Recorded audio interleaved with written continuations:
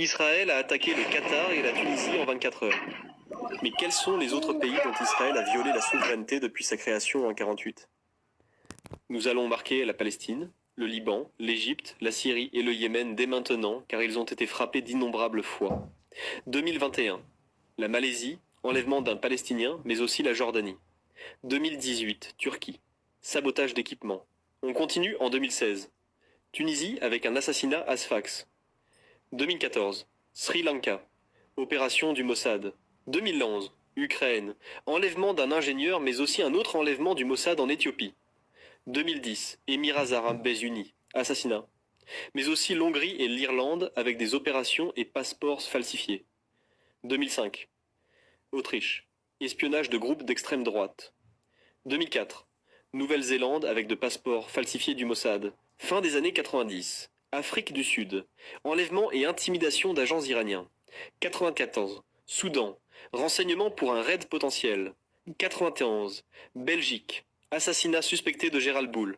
Mais aussi Maroc, avec un dispositif de traçage sur un navire transportant des missiles nord-coréens vers la Syrie. La Tunisie en 91 et 88.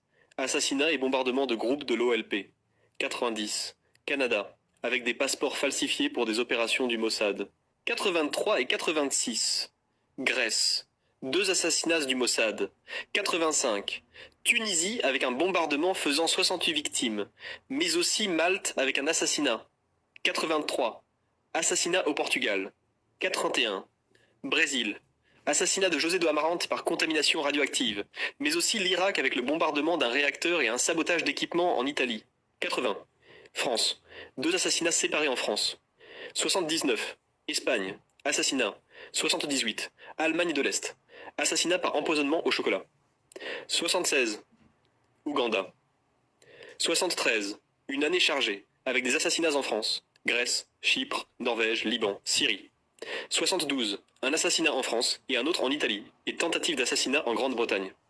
On va zapper quelques années pour trouver de nouveaux pays, et on arrive à des assassinats en 65, Uruguay, 62 Argentine, ce qui donne une carte des pays du monde attaqués par Israël qui ressemble à ça. Qu'en pensez-vous ?